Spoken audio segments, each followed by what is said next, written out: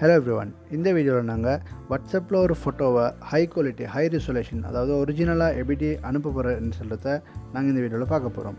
So வீடியோக்குள்ளே போகலாம்.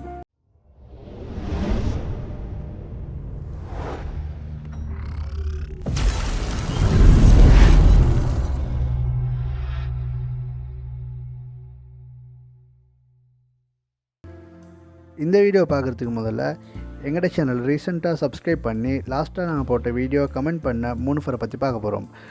ஃபர்ஸ்ட்டில் Salman Milhan, thank you brother for your love and support.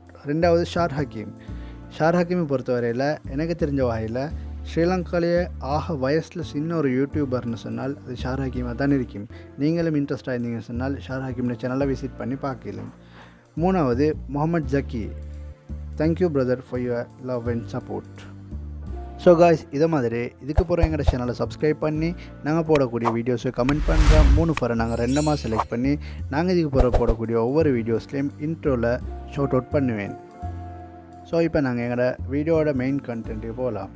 பொதுவாக நாங்கள் ஒரு ட்ரிப்போ பயணமோ போனால் பேத்திக்கக்கூடியவங்கள்ட்ட யார்கிட்ட நல்ல ஃபோன் இருக்குதோ, அதாவது கேமரா நல்லா கிளியராக இருக்குதோ அவங்களோட ஃபோனில் தான் நாங்கள் ஃபோட்டோஸ் எடுப்போம். எடுத்த ஃபோட்டோஸை எங்களுக்கு ஹை குவாலிட்டி அதாவது ஒரிஜினலாக ஜூம் பண்ணாலும் கிளியராக இருக்கக்கூடிய வகையில் எங்களோட ஃபோனுக்கு நாங்கள் எடுத்துக்கொள்கிறேன்னு சொன்னால் ஒன்றில் நாங்கள் வைஃபை டிரெக்டோ இல்லாட்டி ஷாரிட்டோ யூஸ் பண்ணுவோம். அது இல்லை நார்மலாக எடுக்கிறேன்னு சொன்னால் வாட்ஸ்அப்பில் ஒரு ஃபோட்டோ அனுப்பினேன்னு சொன்னால் வரும். ஆனால் ரெசொல்யூஷன் குறைவாக இருக்கும். பொதுவாக நீங்கள் வந்து எடுத்த ஒரு ஃபோட்டோ 5 MB இருக்கும். ஆனால் நீங்கள் வாட்ஸ்அப்பில் அனுப்பினீங்கன்னு சொன்னால் 54 KB 60 KB அப்படி கேபி கணக்குக்கு அது கன்வெர்ட் ஆகி தான் வரும்.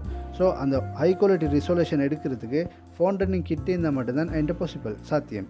அதாவது ஒன்றில் வைஃபை டிரெக்ட் இல்லாட்டி ஷேரிட். ஸோ அதை மாதிரி தூரத்தில் இருந்தீங்கன்னு சொன்னால் இமெயில் பண்ணலாம்.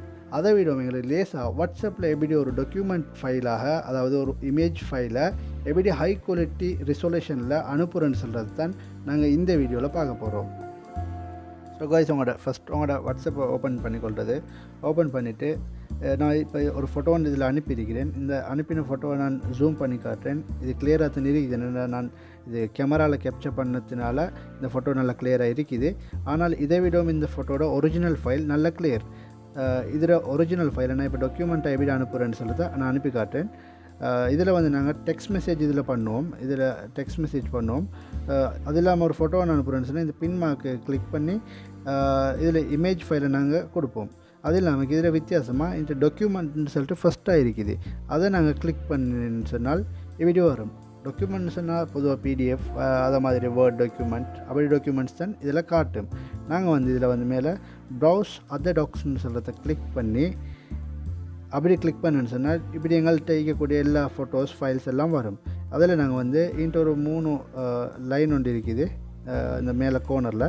அந்த லைனை கிளிக் பண்ணி கீழே அவங்களுக்கு தேவையான லொக்கேஷன்லேருந்து ஃபோட்டோஸை சூஸ் பண்ணிக்கொள்ளேன்.